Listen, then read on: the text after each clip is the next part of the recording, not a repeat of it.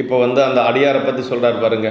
வேதங்கள் மொழிந்த பிரான்மை தொண்டர் நிலை கண்டு நாதன் தன் அடியாரை பசி தீர்ப்பேன் என நன்னி பாதங்கள் விளக்க நீர் முன்னளித்து பரிகளம் வைத்து ஏதந்தீர் நல்விருந்தாய் இன்னடி சில் ஊட்டுவார்.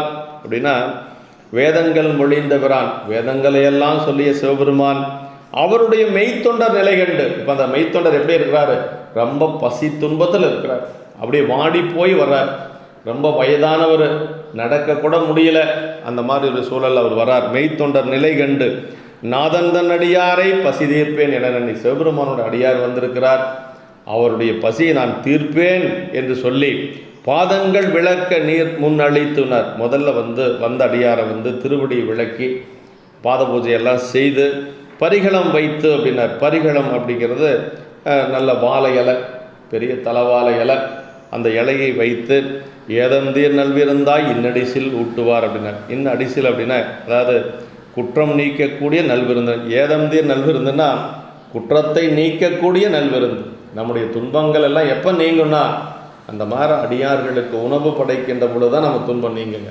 அதான் சொல்லாருங்க, ஏதந்தீர் நல்விருந்தாய்னு.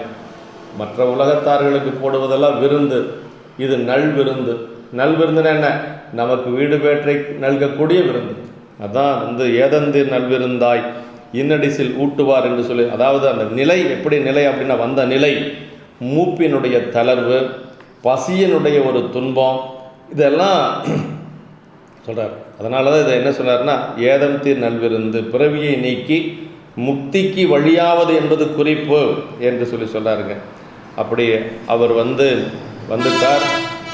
அம்மா உணவு படைக்க போகிறாங்க. அது அம்மா என்ன நினைக்கிறாங்க அப்படின்னா, கரி அமுதங்குதவாதே திருவமுது கைகூட. திருவமுதுனா வெறும் சாப்பாடு மட்டுங்க, காய்கறி எல்லாம் செய்கிற அளவுக்கு நேரம் இல்லை. வந்தது அவர் முற்பகல்லே வந்துட்டார். சாப்பாட்டு நேரத்துக்கு வந்திருந்தால் எல்லாம் சரியாக இருந்திருக்கும்.